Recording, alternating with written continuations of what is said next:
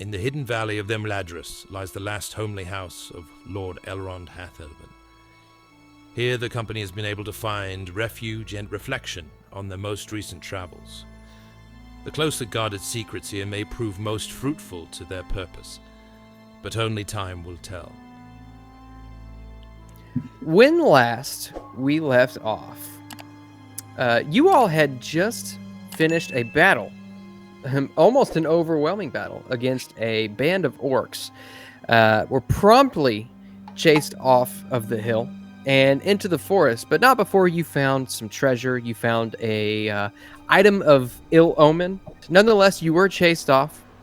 You tried to get away, and unfortunately, in your wary state, it seemed as though you were caught by this horde of orcs, and yet Orothel decided that, that was her time, and she held off the horde of orcs while you all made your escape and made the flight towards the fords of Bruinen and into Rivendell, where you were taken to the House of Elrond and eventually met with Gandalf and a new friend of his named Floki, a dwarf, who had entrusted you all with a letter that he wanted delivered to his brother named Flonar in the Vale of Gold, just off of the western shore of Lake Evendom.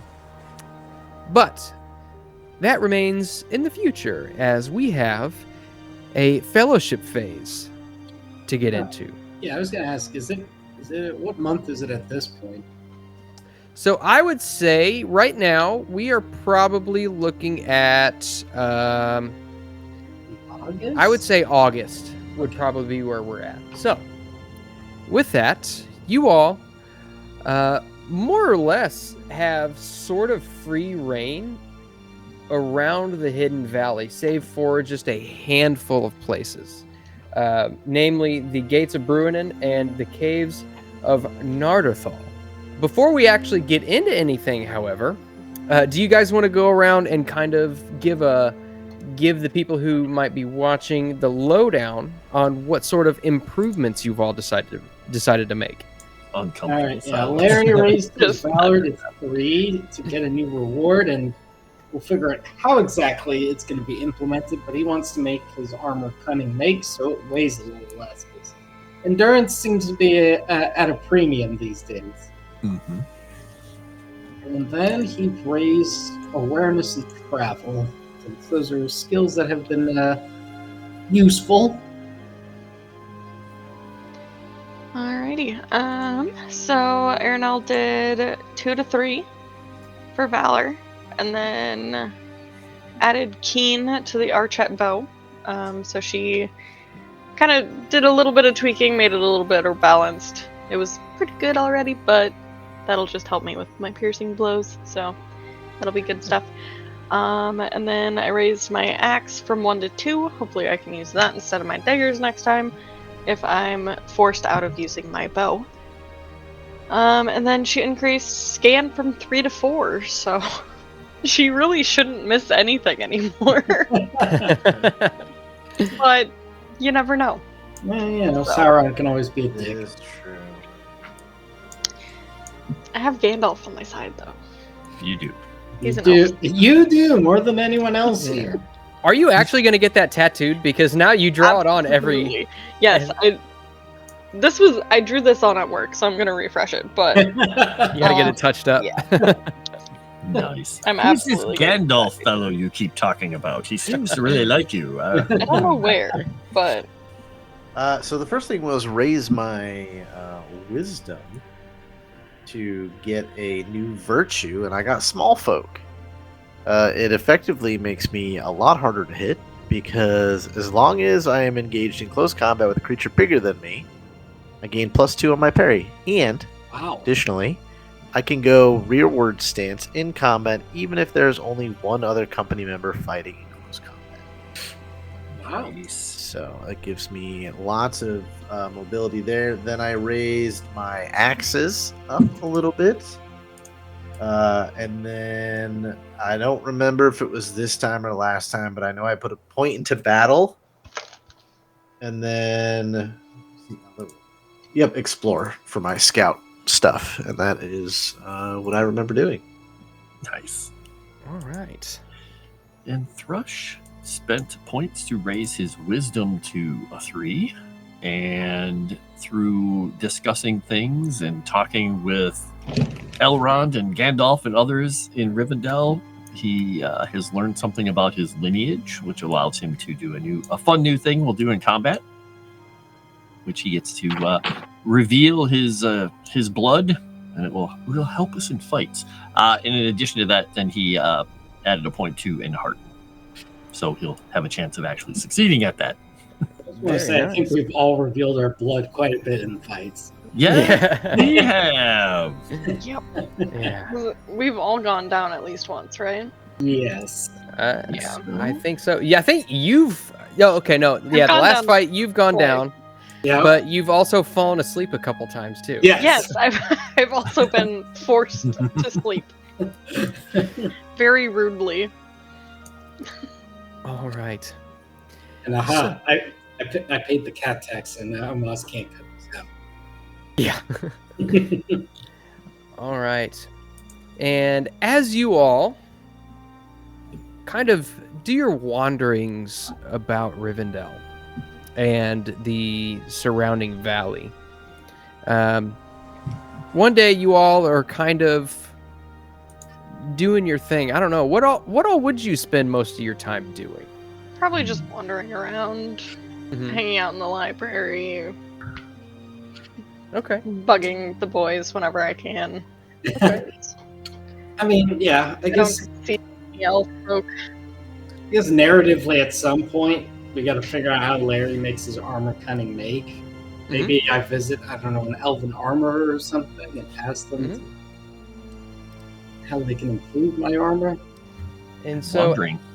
Thrush is going to be wandering a lot, wandering the lands, wandering around, talking to them about history, looking at the old, the art and mosaics, any books that he can read. But also, we're probably going to be, and I'm not sure who is helping, but I think we're going to try and write a song to honor Orifel. Yes, I would agree. I think maybe Miragar and Thrush then buddy around a lot. And Sounds wander Rivendell and all of that stuff, and yeah, maybe sit in the Hall of Fire and try to compose the song, with the aid of whoever else might be there. okay. Very good. I feel like And Larry so- would probably help with that too, just because the others went down. Start And slowly. maybe I think I'm trying to remember. Did you guys go down before Orifel? So we probably would have seen more of her heroism. Well, because Orithel fell in battle, but then we all got up, and then Yeah. on And we were all fleeing, and she's the one who made sure. Yeah. Yeah, but Miragar was super poisoned, so he doesn't necessarily remember everything that happened. Some Gotta of bring my poetic flair. vision, I was gonna say, some of mine is very fever dreamy. My memories, Yeah. I think she turned like 100 feet tall and was purple and It's had like- scales at some Did it- point. Did her sword glow really bright there for a second? Because I remember her sword glowing. It was RGB. Did they have a Balrog with them or some big fire monster? I think I saw Smaug. Just after he writes that down, we'll cut that out.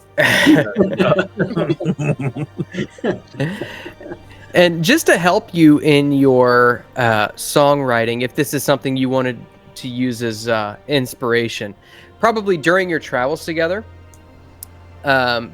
she would have told you that her dagger is named Dragontooth. The one which she actually gave to you to give to Gwyleth, Thrush. Right. And if you look at it, you can see that the scabbard itself is very ornate, kind of like almost like a red dyed leather, with almost like gilded curved lines that run about it.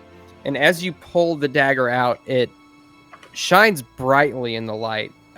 It's untarnished, sharp as a razor, and the hilt is made out of a similar red leather with rings which wrap around the hilt for finger grooves for better holding.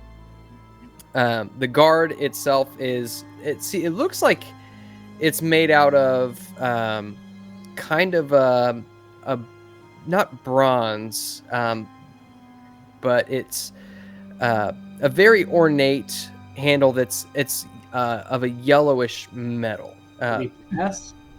What's that? Maybe brass? Maybe, yeah. But you can tell you can tell that it is very well made. And based on what it looks like, based on what she told you about it, you guess that this is probably a dagger of great renown. There's probably a tale or two to tell about this dagger and Orothel's deeds with it. Nice. And as you all kind of sit in the... Well, I would imagine... I'll just be fully transparent with the audience. So, one of the things about Rivendell is that if the company decides to write a song in the Hall of Fire in the House of Elrond, they gain 1 additional success die in attempting to sing that song. So, as you all sit in the Hall of Fire, you look around and there are columns which stretch, very ornate columns which stretch up and hold the ceiling aloft, and a wide open fireplace that is accessible from all sides that burns brightly all throughout the day. There is seemingly an air of constant music being played throughout Rivendell. It doesn't seem as though there is a single time of day when there isn't some sort of harp or flute playing from somewhere in your periphery. I love it. And so as you all write your song, do you have any details about the song that you would want to disclose, or is that something that you'd want to talk about and disclose later? I mean, I believe we decided it was going to be a combat song. Mm-hmm. And that's what I know. And it's going to be about Orifel. And probably now having the dagger in it somewhere. Yep. Or the idea of the dragon tooth. All right. And as you all sit in the Hall of Fire and compose your song, you see Floki actually comes in. And you see he's got his backpack strapped to his back. His sleeping, what do you call it? His bedroll. Bedroll, thank you. His bedroll tied to the back of his backpack. You see he's got an axe kind of slinged around his back. And he approaches you all and says, "Well, I think I'll be off. There's a long road ahead, back to the halls of the Blue Mountains, and, I hope to see you there in the near future." Yes, if fate gives us the opportunity to go, most certainly. Yes, and I hope you don't forget. Your letter, please. of course. Yes, it is of the utmost importance. I understand. Of course. Will you be traveling alone, or will Gandalf be joining you? I think for now I'll be traveling alone. The wardens here will be seeing me off back to the road, and I'll make my way back to Bree and then up north. Well, safe travels to you then, friend. Give him a good handshake and nod him on his way off. There's only so much elvish food that a dwarf can take. Fair enough. And with that, he turns on a dime and strolls out of the last homely house.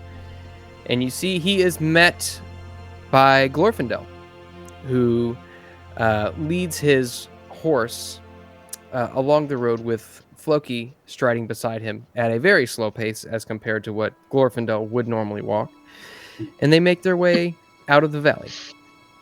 So, now, Larry, you had said that you wanted to see about potentially adding cunning make to your armor and finding a way to do that. Yes. You would know that just outside of the last homely house, the House of Elrond, there is a smithy. All right. As you approach it, you pass by the central fountain, and you see the stream which kind of curves around the main courtyard and makes its way through kind of an open-air building and down a cliffside in a waterfall. But you can see that inside is itself a forge, and you can see an elf in there kind of toiling away over some sort of smith work. Does he seem busy at the moment? You can see that he is. You can see that he is currently working on something, but I would probably at least wait maybe a little bit just to make sure I don't ruin his concentration or something. okay. And sure enough, he does.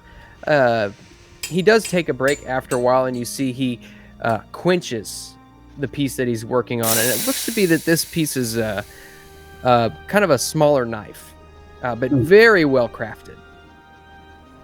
And then eventually he looks up and he sees you kind of waiting on the outskirts of the building. And he makes his way over to you and says, Larry Rushlight. I see word travels fast, yes. Yes. Guests here are made well known very quickly. Well, to what do I owe the pleasure? I was wondering if you might be able to assist me with something. Yes? Well, I have my armor, and it's quite effective, but, well, this mail can be quite heavy. Wondering if you know any ways to perhaps make it less hefty without sacrificing its protective qualities. Here, please. And you see he holds out his hand for you to hand over your armor. Yeah, I'll unfasten it or whatever I have to do and make sure it's neat and give it to him. Okay. And you can see as he grabs it, he holds it up and inspects it. He opens it up, inspecting the lining. And you can tell that he is, as he's inspecting it, he's got a very keen eye for the finer details of any sort of craftsmanship. This is trash, silly humans. He says, it has been some time since I've worked on mannish armor. Yes, I imagine it's not all that impressive. Well, but not beyond saving. And he makes his way over to his workbench, and you see that he opens up the armor itself, and he begins kind of working with the inner lining of it. He removes strips of leather, which keep it from, rubbing you raw underneath your clothes, and he works with it in a very meticulous way, but very adept, very speedy. He's very quick about it. And you can see he takes some of the materials and replaces them and fastens them with these little brass rivets, and hands it back to you. And it is noticeably lighter as you hold it aloft. The whole process could have taken maybe an hour or two as he was working on it. A simple task. Wow, well, very impressive pace, I must say. Thank you. And as you are kind of looking about it, you notice that he is eyeing your spear. He looks at it and he says, your spear? Yes, it is quite unique. Of what make is that? I've been led to believe it's Numenorian. The craftsmanship is Numenorian. The design is very much reminiscent, but there's something odd about it. Do you mind if I examine it? Of course. And he takes it and he flips it around, and you can tell that he's very adept with any sort of weaponry, as he would have to be. Sure. in order to be able to find the right balance of a good sword or a good spear. He is very adept. He whips it around as if the spear was his own. And then he examines the blade and he says, "How much do you know of this?" Well, I can tell you where I found it. And where was that? We'll go through the story. It'd be like, no, I found it on what we call the Isle of the Mother. Forgive me, I know your people have another name for it. Yes. Tol Moen, it is called. Yes. These strange markings. It's almost as though it was melted down and reforged. This you can see, and he holds the spear out to you, and he says, "This, you can see the steel. This is a very pure and refined steel. The craftsmanship is impeccable. However, you see these black veins that run down the blade. Yes, they are quite noticeable. Yes, this is strange. This spear is wrought of steel, but the veins themselves are some sort of an iron. It seems as though this iron was once touched by shadow, but repurposed to fight against it." Yes, I do feel like I've noticed that it is. But I've fought creatures that were undead is what you call them. Seem to be quite effective against them. What do you know of its maker? I don't believe I actually know who made it. Well, perhaps Lord Elrond will know more about it. Perhaps. I will say, in my most recent travels, something interesting happened. I don't know if it was the spear or something else, but I felt like I could hear spirits, perhaps ancestors, calling out to me. This is battle. This is interesting. Yes. There is a blessing laid upon this blade, that is for sure. Yes. Oh, as I said, perhaps Lord Elrond would know more about it if, should you desire to know more.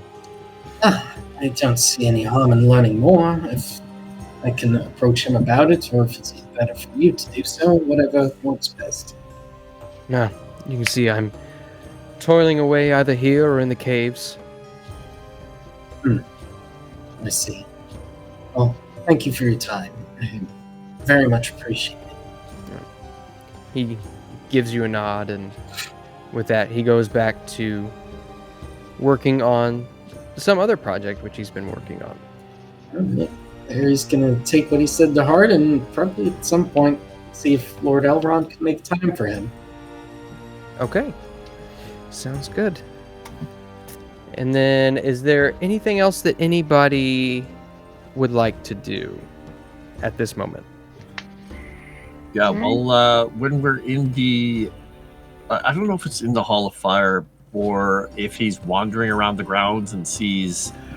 I'm assuming that the mural of the sword being held up, cutting the ring off of the finger is there. He probably spends an inordinate amount of time just reading and sitting in those rooms and looking at all of that because it's, well, fascinating for one thing. And that's when he finds probably a number of books that he's never had access to anywhere before and starts researching and finds out things and asks, Elrond's help and Gandalf's help to find out if any of it's actually true about his lineage, because it's not exactly like it's something they talk about a lot amongst the other rangers. Okay. Yeah, absolutely. At a certain point, you see Gandalf enters the room, and he says, Thrush. Doing a bit of research, are we? This place has brought the scholar back out in me.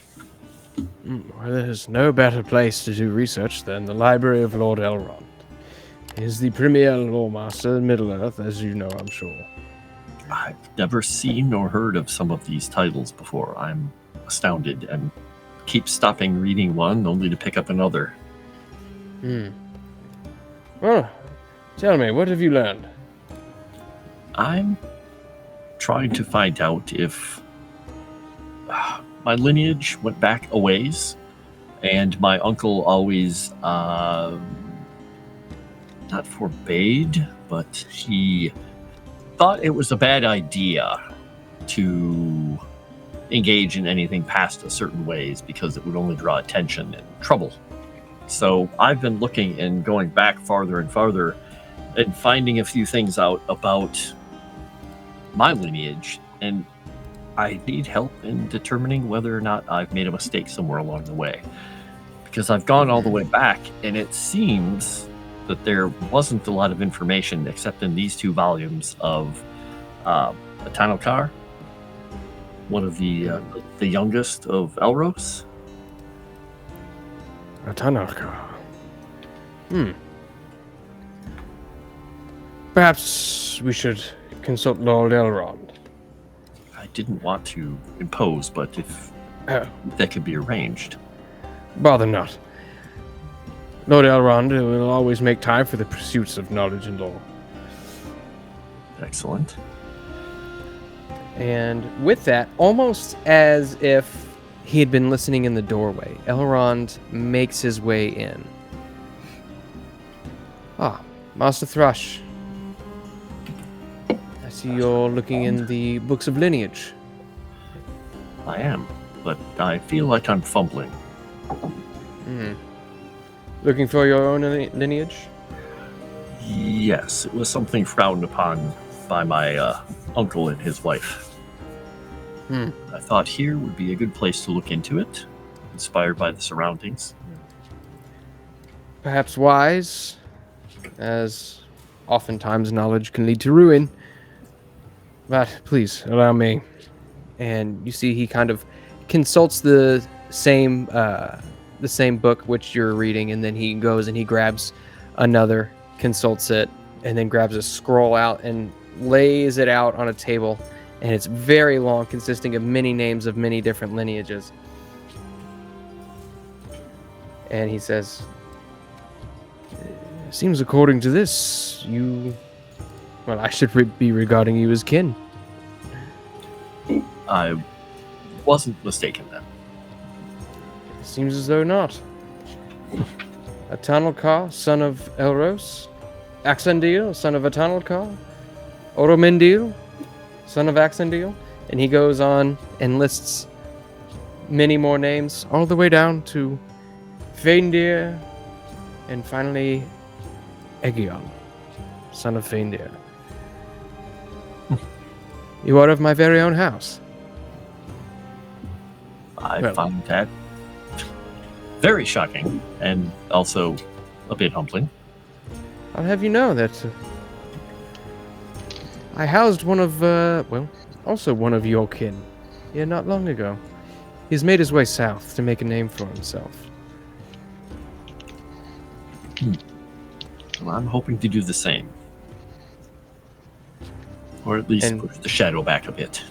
With that, you see he kind of plays with his finger. It looks as though he's spinning something on his finger, although you can't see what it is. Says, well, I feel as though there are great things in store for you. But please, follow. And he's going to pat all these things. If you don't mind, before we end up leaving the valley, if I make copies of these notes in my own books? Please, do be my guest, and I can even have Aristor take down notes for you as well while you're here. That would be kind. My very own librarian, and he keeps records and such as I consult him. But please, do follow. I feel as though I have something that perhaps should be passed on to you. And he's going to look a little confused about that, but he'll follow. And you follow him through a good majority of his house. And eventually, He leads you through kind of a smaller doorway, nondescript, almost as if it's built so as to not draw attention to it. But he opens it and it swings wide, and you feel this rush of cool air come up the stairs to greet you, and you make your way down this narrow set of stairs to the point where both you and Elrond both almost hit your heads, as well as Gandalf, who is following behind. And you make your way past large pantries. You see cisterns of water and large stores of foodstuffs. And as you pass a little bit deeper, you find more hidden chambers which almost seem as though the doors themselves were once part of the wall that opened at the whim of Elrond himself. And inside you can see treasures from all around. Probably from your guess would be from the fall of Eregion. Wow. You can see works of art from paintings, jewels, silver trinkets, and mosaic pieces to even pieces as simple as pottery. And he takes you over to a corner, and on a table in the corner, he produces a small chest. He opens it up, and he holds out a piece. And he says, "The most prized possessions of my kin are kept here, and this is among them." And he holds out what looks to be a ring. Okay. Thrush looks very nervous and looks at Gandalf. And you can see the ring itself is made of silver, with wings, which make up the band and kind of meet together as they reach around the bottom of the finger. And Elrond speaks up and he says, "If you gaze into the stone long enough, you can see the foaming ocean." And he hands it over to you. He says, "This is the ring of the house of the first king, or Goropele o Tarminiatur, as it is called in our tongue." Thrush is just staring into the stone. And you can Holding see, onto it. as you're kind of looking into it, you can almost see a little bit of motion within the stone. It's hard to make out if what you're seeing is actually happening within it, but you would swear that you can see the waves rising and crashing upon the shore and foaming back out, and then rising and crashing again. And you take your eyes away and you blink for a second, and it's just a very deep blue stone. This is made in remembrance of, well, the house of my brother. Certain this is something that should leave these halls. It has rested in these halls for far too long. You are of the house of Elros. It is of Númenorian make, which is in your blood. It should go to you. He's going to bow his head to him and put it on his finger and, look at it closely again, feeling how it feels. And it feels a little heavy as you put it on. But as you kind of get used to it, it's almost as if there's nothing there in the first place. It feels as though it belongs there. And he's going to be, while he's doing that, he is just mumbling to himself, not even thinking about what he's saying. And he is in, is it Kenyan? I can't remember. It's Quenya? The Kenyan, at Iarello and around. Basically, the out of the great sea of Middle-earth I'm come. In this place I will abide my heirs until the ending of the world. And with that, Elrond bows and says, Please take this in remembrance of your house. This is a great weight that you bear, as well as all others of your house. He will give him a pleasant, not necessarily irreverent, but a slightly lopsided smile. And he'll say, the others think that I occasionally tend to be a bit dour. I guess they're not wrong. As one of your line should be, knowing what you know of the ending of the ages. Though I have to say, all these treasures and all these rooms we passed, the amazing architecture, the work, the walls that seem to part for you, the treasures that we passed in the larders are something that I think when I tell Miragar of them, he will be more envious of that than anything that I bear out of here on my finger. Of that I have no doubt, for the ways of hobbits will always be a foreign notion to my people. He is the unexpected ray of sunshine in an otherwise dark path that we've trod. The fact that he has turned a blow aside in the middle of a fight with his skillet is amazing to me. You see Gandalf speaks up and he says, "Oh, perhaps fate has smiled down upon him and he serves a greater purpose just as you and Larry and Aranel all serve." I have to say that at first I was very put off by their open nature, their friendliness, their willingness to ask questions to total strangers, but it's worked out quite well, and I have learned a lot from them. More than I expected. Well, seems those of the loneliest nature garner the most out of fellowship.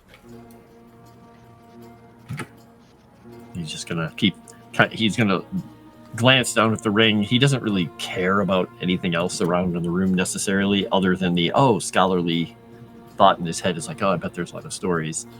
But he's now kind of just a bit overwhelmed by the thought of all the time in history that this ring has been part of.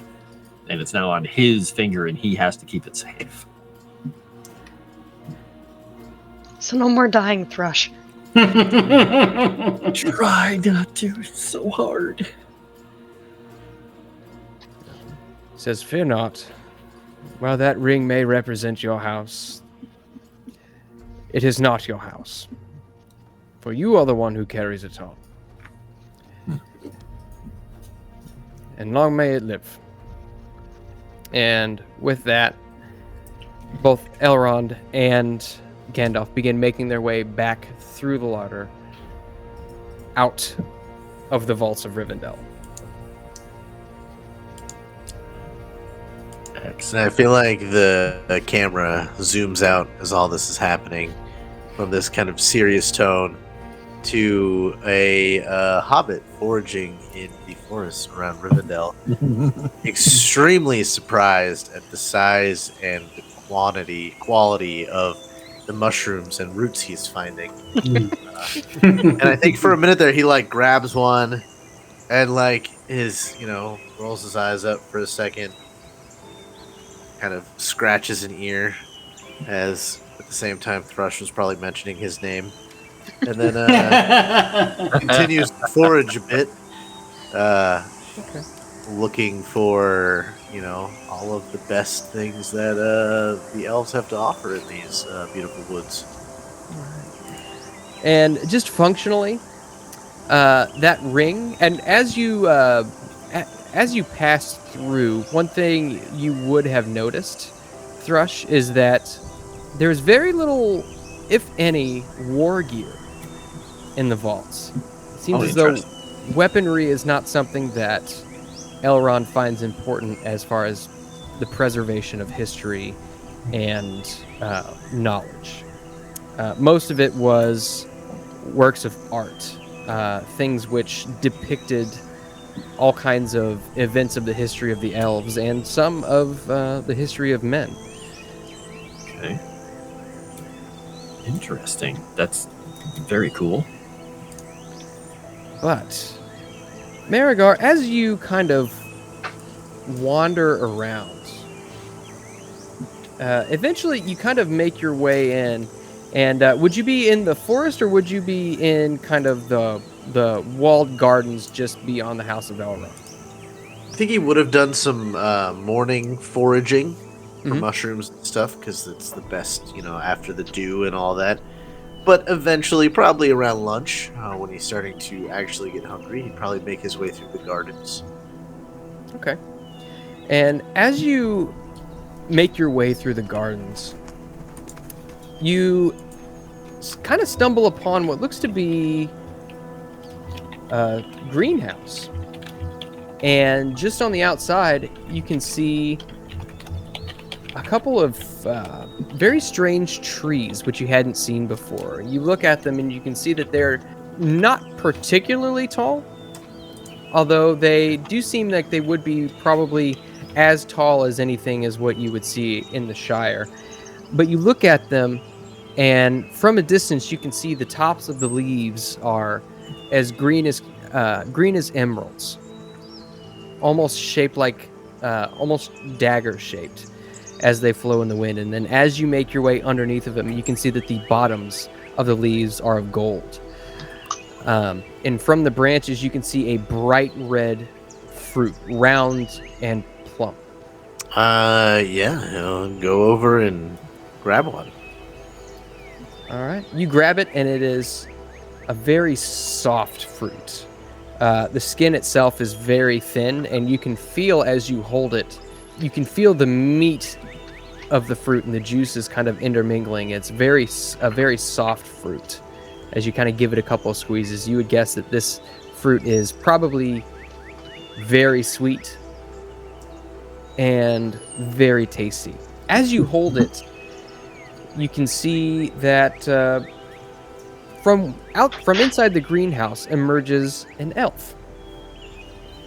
You can see that he has kind of long blonde hair, dark eyebrows, and a bit of a stern look on his face.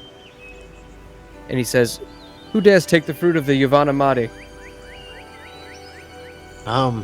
Someone who has no idea what the Yamadavati is. And he looks upon you. He says, "Forgive me. I am Aristor, chief librarian and, well, chief distiller of Imladris." Pleasure to meet you. My name's Miragar. And he kind of picks it up and what do you use this fruit for? Where does it come from? May I? And with that, he nods his head and he says, "Perhaps I was too hasty. It's not often people come wandering around this section of the gardens. That is the fruit of the Yavanamadi." Is it... Where does it come from? This tree was actually brought forth from Tol Eressëa. Where is that? And with that, he kind of chuckles to himself and he says, "Tol Eressëa is far beyond the shores of this land."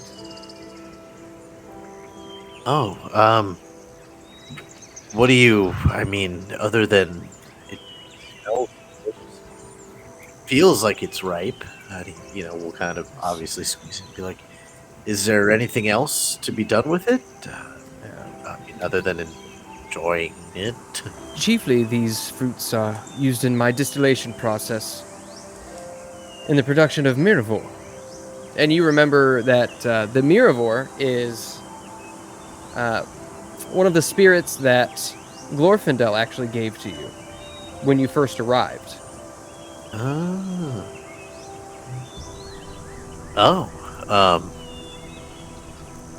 Wow. We were gifted a sip of that from Glorfindel when we first arrived here. That was potent, I guess is maybe the correct word for that, as I've never had or felt anything quite like it. Also, I was kind of poisoned still, so... Yes, That could there have been part of that.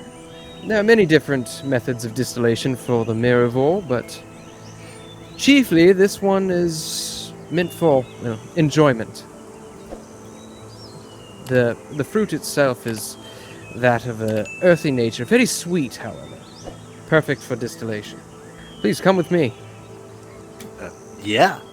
And he'll, since it doesn't seem like, it's not a big deal, he'll kind of, take this one and break it in half and look at the insides and kind of, do a good inspection, take a bite of this and all that stuff as he's following this guy into the further through the greenhouse. And you can see as you kind of split it open, it's got a similar texture to what you've seen a tomato to be, but it's a much deeper red somehow. It's a much deeper red, and the juices kind of drain down your arm as you hold it. And immediately as you break it open, the smell of it is you get a sort of a scent of wet earth, but with a tinge of some sort of a floral scent at the same time. And as you take a bite of it, the flavor is not something that you've experienced before. It hardly tastes like fruit at all. It tastes like what you would imagine the smell of a field of flowers would taste like, if that makes sense. Okay. But it's very sweet.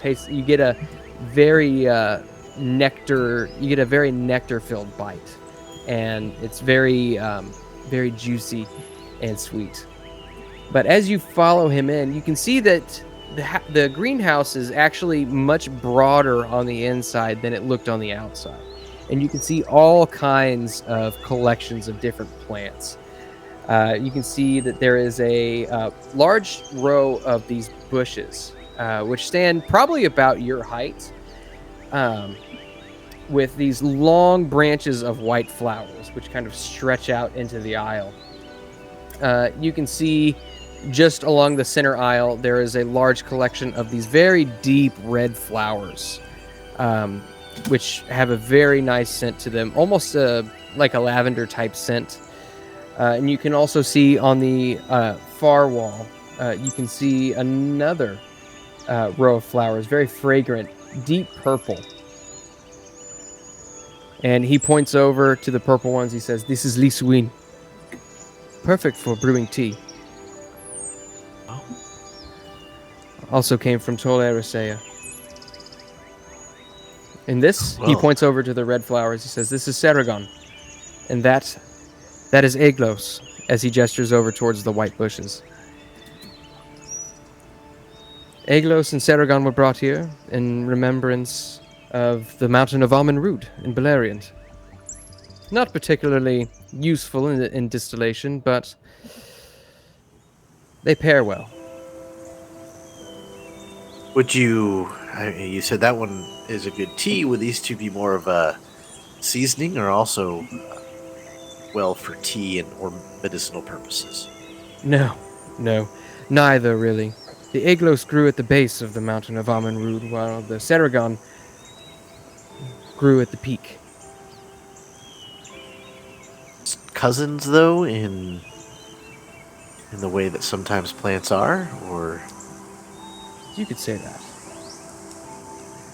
It is a very important mountain to my people, and I thought it appropriate to, bring them here in remembrance of that mountain.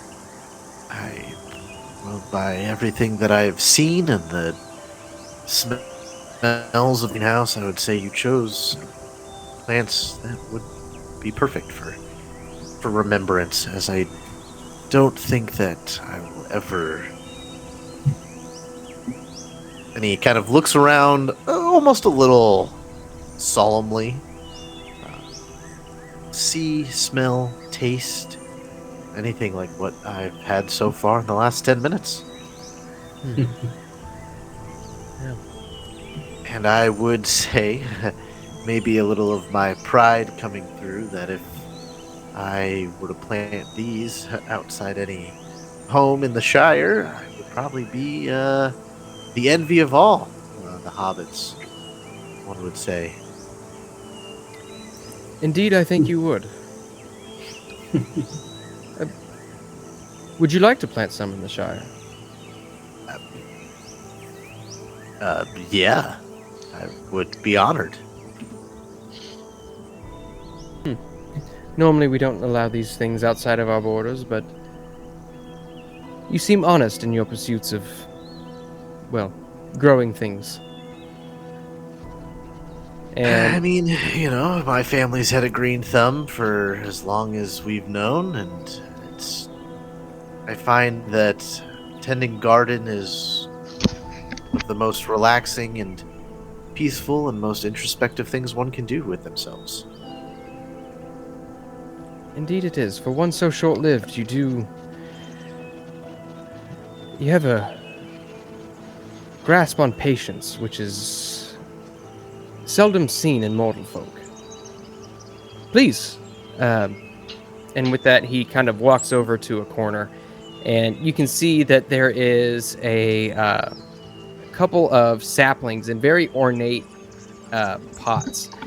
And he pulls one up. He pulls one out, and it's about 1.5 feet tall. And he hands it over to you and says, "If you would, allow these to grow elsewhere.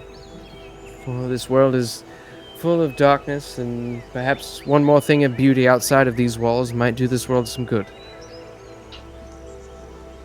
I think they will love the soil of the Shire, and I believe too that much of how you grow plants is about just all of the roots, vegetables, other plants, and even the people around it. I think maybe if you ever have time in years to come, venture forth, and maybe we can discuss how this grew outside of the greenhouse. Indeed. Yes, I will expect a full report on your progress. For it is by a careful I hand know a that these few grow. people who come here from time to time. If I'll send word if I can. I look forward to it. Now, if you'll excuse me, I do need to get back to tending these before I return to the caves and mind the distillery. Of course. Well, if you need any taste testers for the distillery, I will be here for a while. With that, he lets out a laugh. You'll be the first one I call. Ah, good. And Miragar, having a newborn baby, just like very carefully will take this back to their quarters, the guest quarters, and maybe see if he can request a small pot to at least keep it somewhat soiled in for now. Absolutely. All right.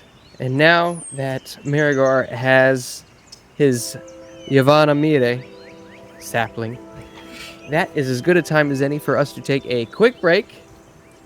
And All we'll right. be right back. Sound good. Greetings, tavern goers, and thank you all for watching this Tales from the Dragon's Tavern production. We wanted to take a few seconds to let you know that we have just launched our first paid tier for our Patreon page. If you like battle maps, regional maps, or anything in between, you can take part in our first tier as a tavern regular. For only $2 a month, you can take advantage of all of the maps made on stream during Saturday morning map making. Fear not, young tavern goer. The free tier is still available, and every episode will be posted there for your enjoyment as well. We here at the Tavern appreciate your patronage, no matter what your tab is. Thank you once again.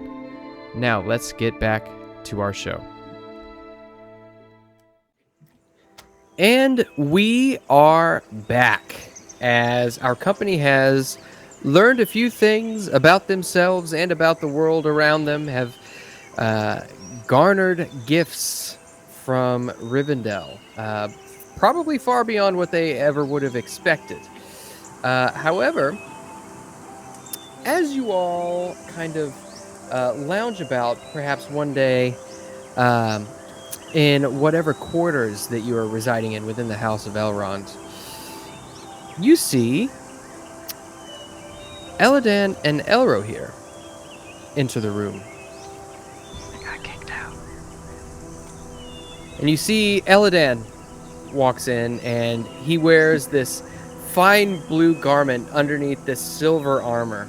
You see his black hair goes down his back, and his silvery blue eyes peer deeply into your soul, whereas his brother Elrohir also makes his way in.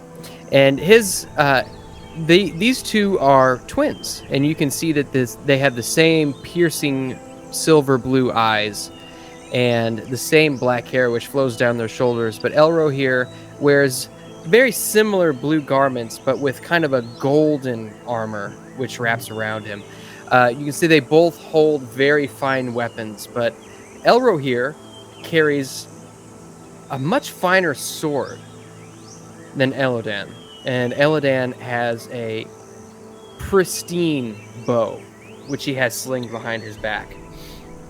And you see Eladan approaches you, Aranel, and he takes his bow out from behind his back, and he runs his fingers down it, and he says, "If I remember correctly, it was you, milady, who had asked us for a bit of a competition." Yes. It's been quite some time since I've been challenged. Oh. Perhaps we shall prove quite the challenge for you then. Oh, I shall prove. Elrohir is more of a swordsman, whereas I am quite keen with a bow. Come. And with that, he begins making his way out to the training yard. All right. And are the rest of you going to kind of sit and watch? You see Elrohir turns, and you see his cape flows out behind him, or his cloak flows out behind him as he makes his way out of the hall to watch. Yeah. If they want another person in there, I can hop in. But if they're more interested in having a fun little battle with their direct kin, then I will just watch. Yeah, if we're allowed to watch. I'm sure you can challenge Elrohir. It's fine. Oh, I was more saying, if we're allowed to watch, yeah, we'll watch. Oh, yeah. Absolutely. You see that they have no reservations with you following them. All right. And you both make your way out to the training grounds. Now, you can see that Elrohir is definitely the swordsman between the two of them. Did you, Thrush, did you want to join in on the archery contest? I don't want to take away her fun. If she wants to be two people, she could, but she could. You see, Elrohir actually looks at you, Thrush, and he looks at your sword, and he says, "Well, what about you? Do you care to test your skills?" Do it. Do it. To get beaten by someone like you, I would love it. Do it. As you all walk out into the training yard, you can see that Eladan has actually set up a target for you. And as you look at it, you can see you're in the middle of an open field. The grass kind of blows in the wind, in the gentle wind, as leaves kind of fall in an almost ever perpetual stream. The target itself, you can see it's set up on a stand and is metal. It's fashioned out of metal, and it looks as though it's in the shape of a rabbit. Eladan looks at you and says, "Let's say first to, 3 shots? Please, by all means." Fair enough. And just like normal. Do you have to pull us into combat, or should I- You are in combat. Okay, perfect. Scan, roll, break your computer. Okay, just a regular success, not too bad. It is acceptable.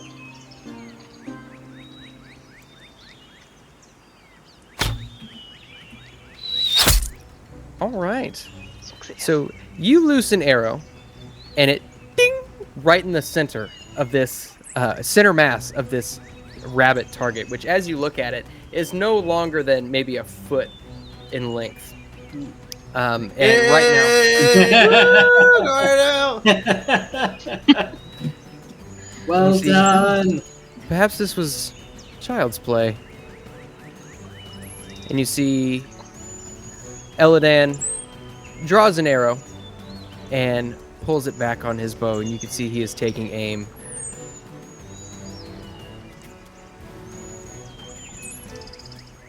And he is also going to get a bonus die on his roll. All right.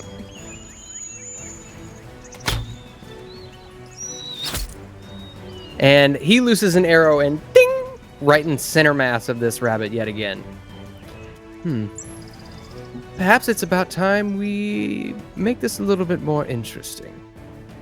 And you see he holds 2 fingers up to his mouth and whistles. And at this point, Elro here draws his sword and squares up to you, Thrush. Okay. And he says, "Come at me. All right. Try to strike me." We'll go into open stance, or not open stance, with forward. All right, and I will target him, and I will attack. All right, I'm not going to add anything to it. We're just fighting.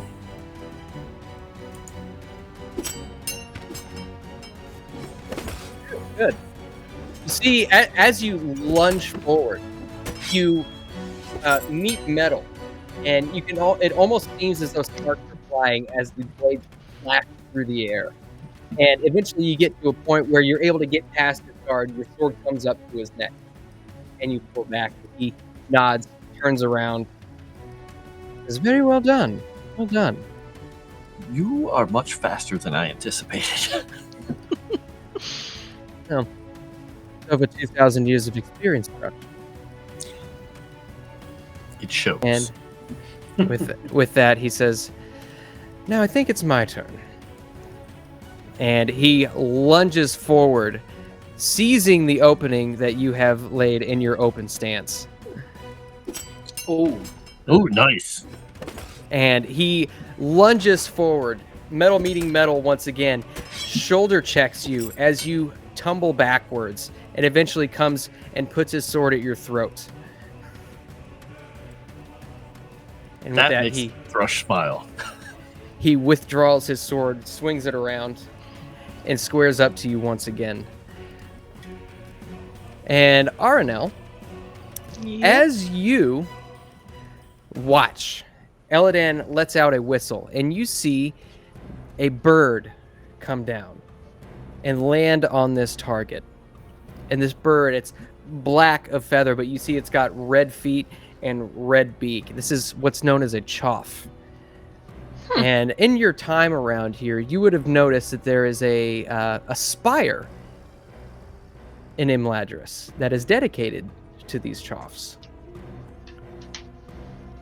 And as it lands, it looks at both of you. It looks at Eladan and then looks at you and then looks back. And it takes off with the target. Oh no. Oh, okay. And Eladan says, flying rabbit. "Now that's interesting." And with that, he takes off in a dead sprint. Okay, we're running, I suppose. Okay. I need you, Aranel, to make me an athletics check. Oh no. Oh boy. Just had You to know make what? you She do is gonna put a hope on that, cause It's that important to her. God, You got it. You got it. we got it. Okay. Barely. She's still recovering. Oh. Oh, he didn't though. Oh no. And you take off and you inch your way forward just ahead of Eladan. Now I need you Age before beauty. to go ahead and make me your attack roll, if you will. All right. Will this affect my scan roll at all, or no? No. Sweet.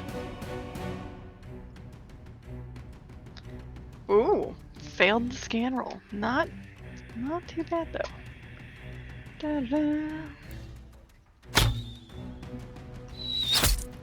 Still hit it. Success. Okay. Very good. So you loose an arrow as you run across the bridges and catwalks of Rivendell. You follow this choff around a bend, and you loose an arrow mid-stride, and ding! You hear it hits the target and bounces off, kind of whirs off into the valley. You can see that Eladan trails closely behind you, and he is also going to make a scan roll.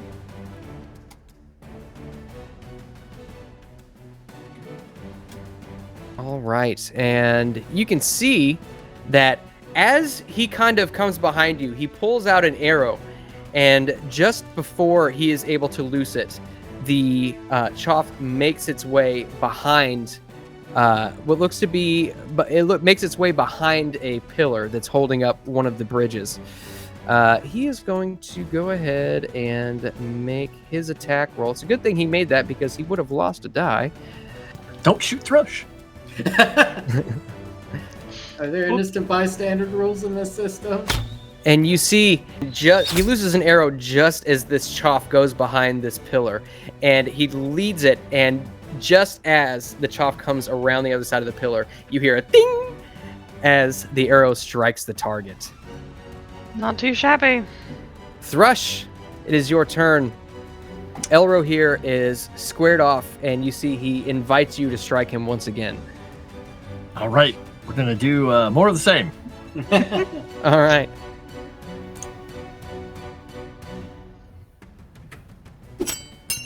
Regular old success. Very nice. All right, so you come in, trading blows. Eventually you come in, and you're able to land a punch solidly on his jaw and come back around with a backspin and have an arrow, or have your sword back to his neck once more. And with that, he takes his sword, and you can see a bit of frustration on his face. He takes his sword, brushes yours aside, and comes at you once again. Oh yeah, look at that. Jeez. 32.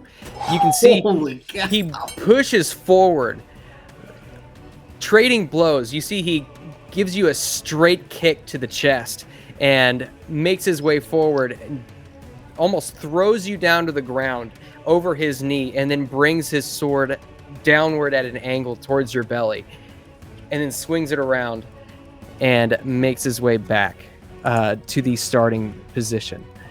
Thrush was basically during that whole thing just looking like so excited, seeing the blade flying around him, just like Holy crap.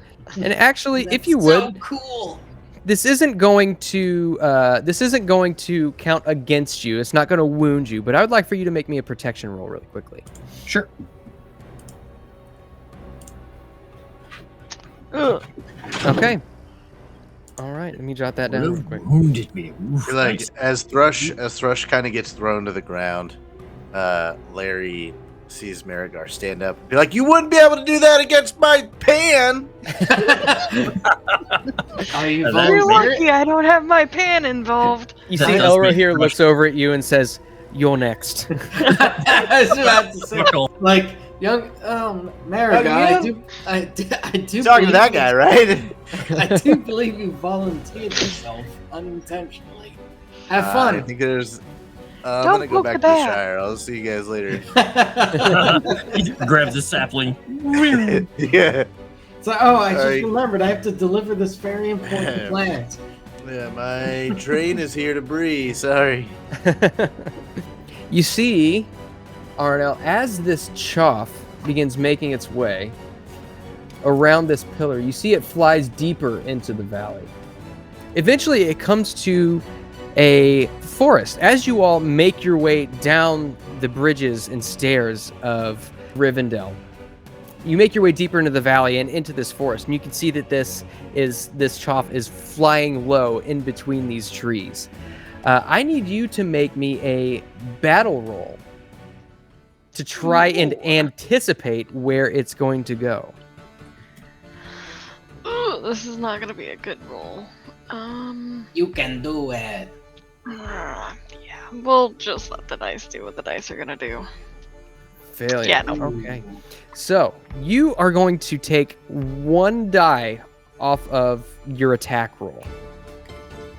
Okay. Alright, this is not as bad as it could have been. Yeah. As you follow it between the trees, it seems almost impossible to keep track of as the branches obscure your vision, trying to get a bead on this rabbit. Alright, and then does the penalty die affect my scan roll as well? No, Just the attack, okay. just the attack, yeah. Beautiful. Great success. So I get 1 extra instead of 2 extra. Okay. All right, Yeah. extraordinary success. Yup. Yeah. Give me just a second.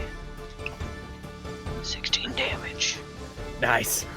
All right, and as you do, you hear a bing, and it actually, as you watch it fly through, you see the arrow itself is sticking into the steel. It seems as though it's pierced through the hard steel of the rabbit. Yeah. And you see Eladan is also going to make a battle roll.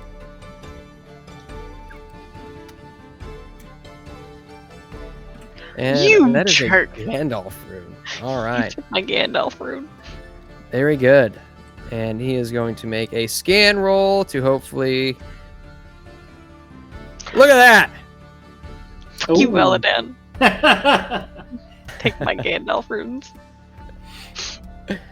All right, and you see as he makes his way through the woods, he definitely leaps between trees, and eventually he finds his way up onto a branch and seems to make his way leaping from branch to branch to branch, keeping up with this, and at times surpassing even the rabbit, to where as he's leaping from branch to branch, he draws an arrow, knocks it, and lets it loose.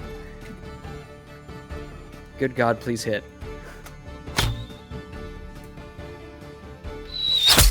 Okay. And you hear a ping as he finds his mark.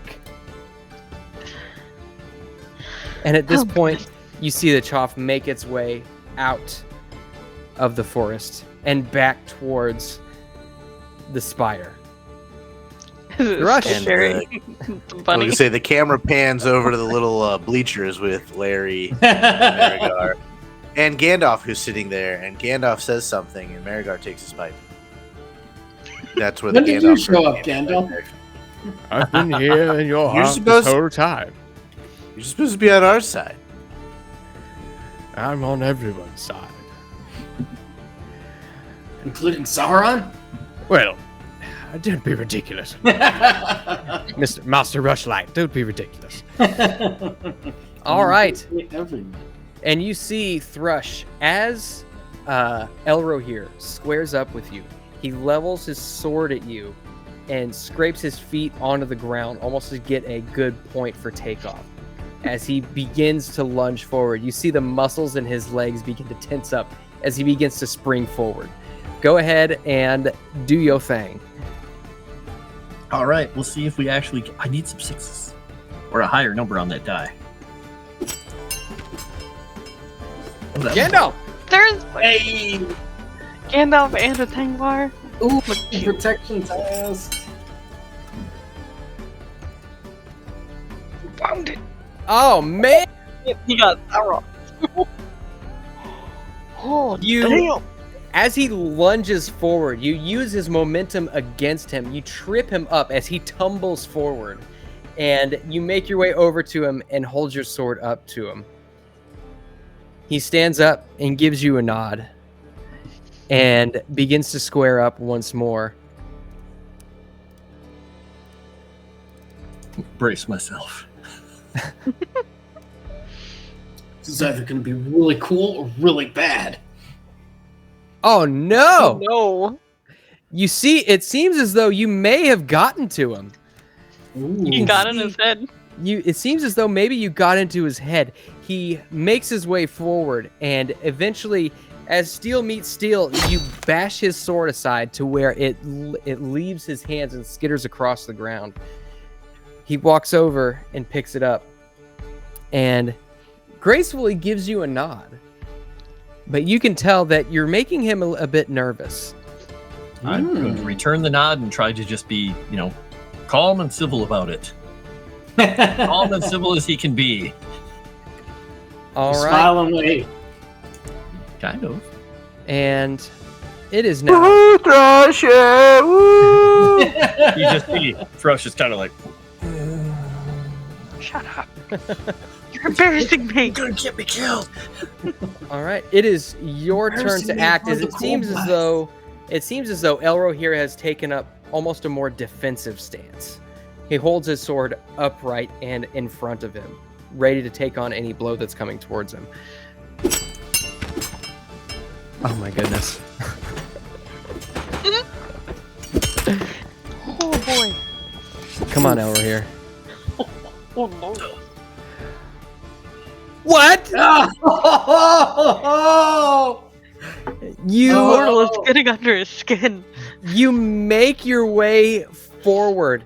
He tries to block your blow, and you nimbly turn his sword to the side and come up to his rib cage with the sharp edge of your blade.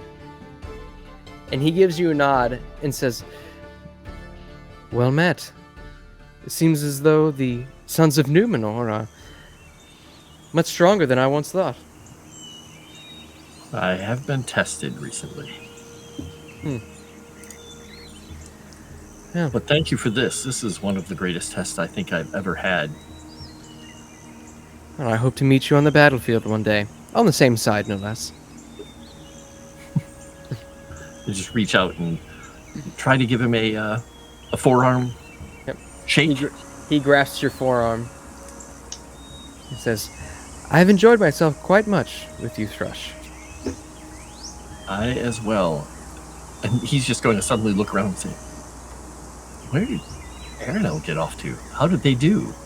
I lost myself in this. You'll probably hear her laughing in the background. And as Aranel, you and Eladan make your way back up the ridge, he tells you that, he says, "Perhaps I was a bit hasty in jumping to conclusions on your skill, Lady Aranel." Oh, that was quite fun. Oh. And with that, both of you will regain hope equal to your valor rating. Nice. Wow. That. 3 hope goes a long way for an elf. Yup. That I'm is now to impressive. 5. Woo. And they meet back up on the ridge where you all were originally positioned.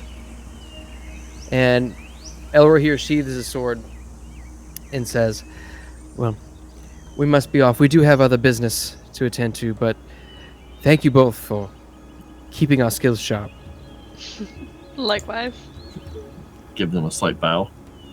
And give a congratulatory just grab of the shoulder to Aranel.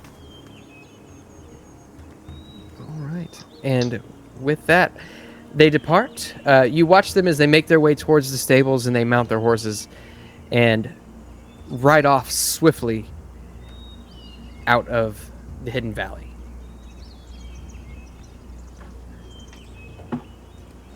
All right. Most impressive, both of you. Well done. Oh, you didn't see half of it, Larry. And she'll just go off on this diatribe of what happened after they ran off.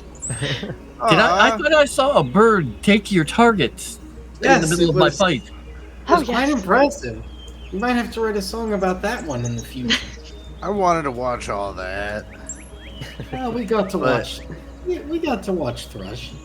That's true. He's just kind of doing this on his throat where the blade was up against his armor. I'm very glad that he was play fighting. Hmm. So I'm assuming it went well? Question mark? It did. I haven't seen a sword move that fast, so I had to just. I dare say I had to be a bit brutal. Fair enough. Quite. And with that, is there anything else that anybody would like to do? I mean, not unless Elrond wants to talk to me about my spear, but that's... Did you want to? If you wanted to, you could try and go to consult him. Yeah. Do you mind if we come up on there? I mean, if not... It's up to you, because the only reason Thrush would be interested is from the scholarly portion, because it is an old Numenorian weapon. But if you would rather discuss it private, just say, No, I feel like Larry wouldn't have anything to hide, and he knows Thrush is a little bookish, so why not? And Thrush is Aranel is also a nerd. very interested in how you were able to disperse. Yeah. That is still a mystery he doesn't understand. He's like, can I do that? No. Well, Aw. all that fighting made me hungry, so I'm gonna go find a snack while you guys talk to Lord Elrond. Gandalf, Yeah. would you like to maybe enjoy a glass of wine or tea with me? Oh, but of course, Master Two-Step. I would very much love that. Perhaps we can go and see the Spire of the Eagles. Oh, yes. Oh, did I tell you I was gifted a sapling as they're walking off, you guys here? Oh, really? All right, and you guys go and make your way back into the house of Elrond, where you find him in his library. You can see him. He's sitting on a very ornate chair. Not overly ornate as a throne would be, but you can see that the legs and the arms of the chair are made to resemble leaves and vines. You can see that the seat is made of almost a green dyed silk and looks very comfortable. And you see he sits there and he is currently reading about something. You're not sure what, but he looks up and he sees you all approach. Oh, please do come in. We're not intruding, are we? No, of course not. What can I do for you? Well, I talked to one of your smiths as I was having him work on my armor, and well, he was quite interested in my spear and the history it has, and he couldn't quite nail it down, and he thought perhaps you might know more. And I'll pull out Esther Lang and just kind of hold it out to him. And he grabs it and takes hold of it, and you see he tests it almost as if he's testing its weight. Its name is Esterlang, yes? Yes. Unyielding hope in the tongue of my people. He hands it back and says, "What do you know of its maker?" All I know is that it appears to be of Numenorian make, and that we found it on the Isle of the Mother. And Of Numenor. Your smith pointed out that it looks like it's been reforged at some point, at least partially. Indeed it has. Of Numenorian make it is, originally, but not in its reforging. You see these black veins that run along here. Yes. This is iron recovered from the fortress of Angband. And those of you who might know anything of Angband, if anybody's you know what? I'll tell you what. Anybody who's interested can give me a lore roll for Angband. I mean, I'll try, but I have literally no die in You lore. have the thing. You have the. Was that you or was it Thrush who had the inspiration? Inspiration on. The next lore roll. I don't know. Because I have one. but I think. Oh, that was the rumors. Larry for rumors or something. Yeah, wasn't it? I accepted a rumor, not an inspiration. okay. Well, But she's gonna burn that. I got Gandalf on my side. well, Rush I just got a normal success. goes all- All right. Yeah. So, Thrush and Aranel, you would both know that Angband was once a, it was a fortress of the enemy and not Sauron.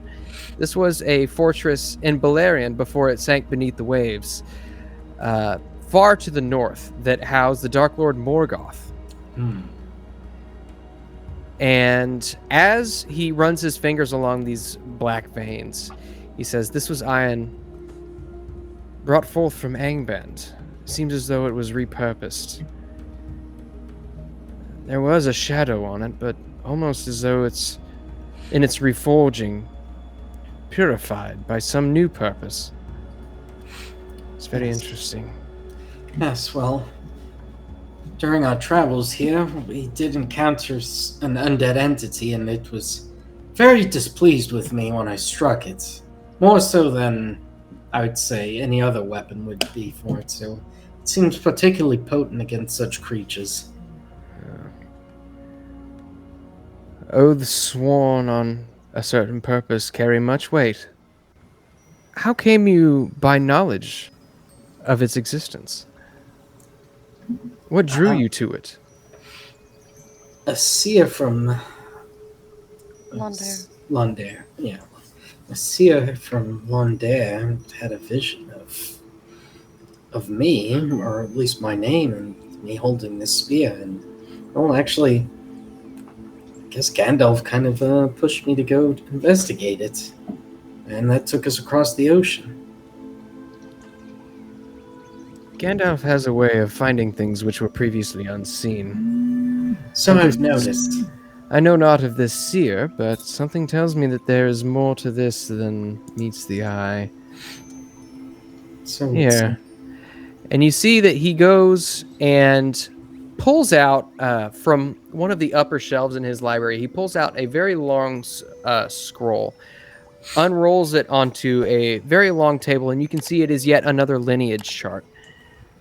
Okay. And he begins following it down.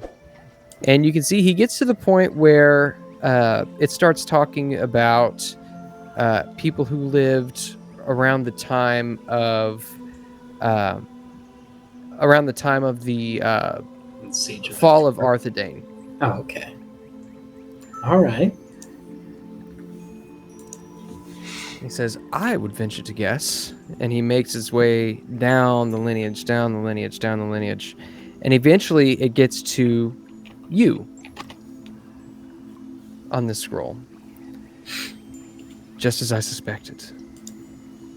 It seems as though the maker of this spear was your kin. Well, that is certainly news to me, but perhaps that explains something that happened during our travels. Please do share. In a very dire battle against a horde of orcs, I felt something calling out to me, almost like a spirit. I almost want to say it may have been my ancestors, but it told me that I had the strength in me to just pop the clouds and summon the sun to fend off the orcs. Well, I did it, and it saved all of our lives. Then perhaps the purpose of this spear is to drive away spirits summoned from someplace, perhaps summoned by the Witch King or his servants. Perhaps. Well, I will have you know that it seems as though your ancestry is very storied. Well, that's certainly news to me. The maker of this spear was of the race of lesser men, who made his way up in the courts of King Arvedui of Arthedain. After fleeing Fornos Dorain for the Ice Bay of Forakel, Avadui tasked him with, adventuring north to Amanguthros, as it seems the Witch King had been summoning orcs and spirits from that great fortress. Now, after the death of the king, this man swore an oath to complete his mission in memory of King Avadui. And back and forth he went, mingling with the peoples up north, and eventually reforging this blade for the sole purpose of destroying Amanguthros. His name was Jagat. Really? And you can see, as he points to the scroll, you can see your lineage leading all the way up to Jagat. It seems as though this is the hero that the seer was talking of. Is that a fairly common name? Because we met a man named Jagat in our travels. Oh, no. Not especially. Though it seems as though your kin perhaps hail from the far north. Yes, I do believe the person we met did, in fact, hail from the north. And in fact, I do believe that your people have some sort of a parable for his deeds, although the specifics are lost to time. Jack of Bree? Yes, that is a story I have heard. Well, perhaps you have more kin up in the far north than you originally knew. Yes, well, perhaps I will have to make a journey there at some point. We do have an open invitation. We do. They did ask us to join them for a hunt. They gave us a token. Yes. And it seems as though perhaps your quest might lead you to the far north. We shall see. Well, I very much thank you, Lord Elrond. This is very illuminating, to say the least. Yes, it seems as though we've all learned something today. Yes, it most certainly seems to be that way. Well, if you've any questions of Amanguthros, I have not been there myself, but Glorfindel has ventured there. Perhaps if he has time, I will have to discuss that with him. Indeed. Now, is there anything else that I might be able to illuminate for you? One thing, the token we bore here. Oh, Have you yes. learned more about it? Yes, the artifact of the shadow. Yes, that fell thing. Ironwrought in Mordor it was. And it carries some sort of evil spells about it. One which, as I have found, seems to have possessed one's tongue. Definitely a token that does not belong in the hands of, well, just anyone. Yes. Perhaps we can destroy it here in the furnaces, but be that as it may, it does not belong here. Yes, I understand. Well, I hope you can find some way to dispose of it. Yes. I'm sure we can find some way. It's not as though it has to be cast back into the fire from whence it came. Is that a fairly common requirement for such artifacts? Well, only one that I know of, although it hasn't been found in quite a few years. Yes, well, I'm sure there are many objects of power that have existed over the millennia. Just A few. yes, reach out and tucking his pan that's hanging from his belt over Miragar.